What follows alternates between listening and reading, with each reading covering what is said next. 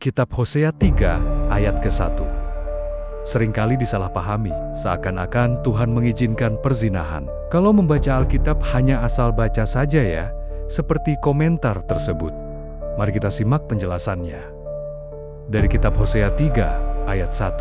Berfirmanlah Tuhan kepadaku, pergilah lagi, cintailah perempuan yang suka bersundal dan berzina, seperti Tuhan juga mencintai orang Israel. Sekalipun mereka berpaling kepada ilah-ilah lain dan menyukai kue kismis.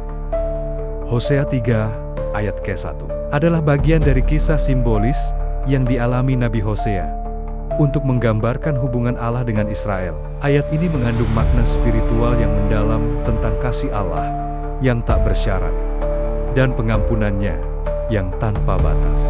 Berikut adalah makna spiritual dari ayat tersebut. Pergilah lagi, cintailah perempuan yang suka bersundal dan berzina. Yang memiliki makna yaitu perintah yang sulit dan tidak lazim. Perintah Allah kepada Hosea untuk kembali mencintai istrinya yang tidak setia adalah perintah yang sulit dan tidak lazim. Ini menunjukkan bahwa kasih Allah melampaui pemahaman manusia dan seringkali bertentangan dengan logika dunia. Simbol ketidaksetiaan Israel. Istri Hosea yang suka bersundal dan berzina melambangkan bangsa Israel yang tidak setia kepada Allah. Mereka telah berpaling kepada ilah lain dan melanggar perjanjian mereka dengan Allah.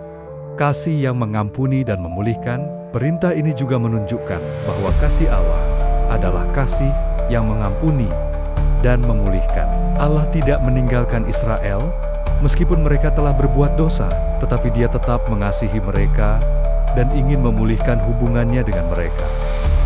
Seperti Tuhan juga mencintai orang Israel, sekalipun mereka berpaling kepada ilah-ilah lain dan menyukai kue kismis. Maknanya adalah kasih Allah yang tak bersyarat.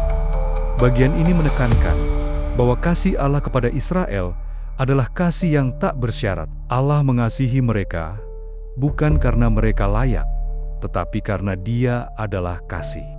Penyembahan berhala dan kenikmatan duniawi, berpaling kepada ilah-ilah lain, dan menyukai kue kismis, menggambarkan penyembahan berhala dan pengejaran kenikmatan duniawi yang dilakukan oleh bangsa Israel. Mereka lebih memilih ilah-ilah palsu dan kesenangan sesaat daripada Allah yang sejati.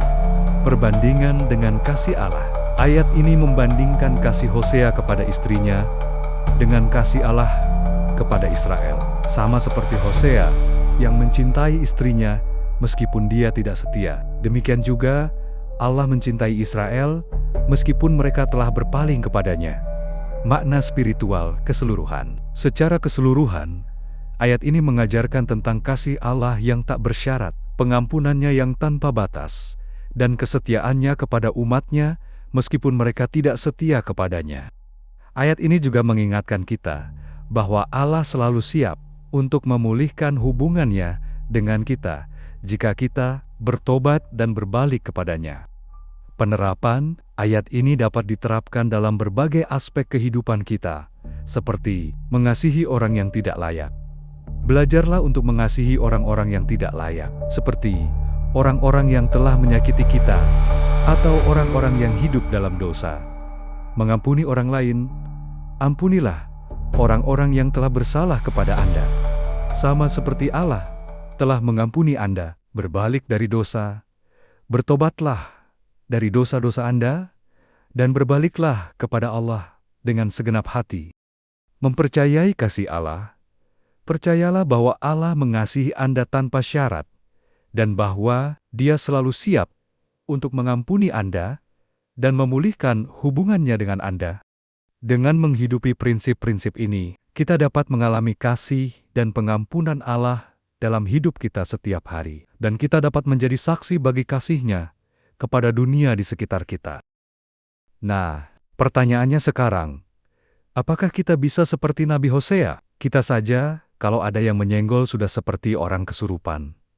Bagaimana seperti Nabi Hosea yang istrinya berkhianat? Apakah kita sanggup memberikan maaf dan mengampuni? Renungkan sendiri.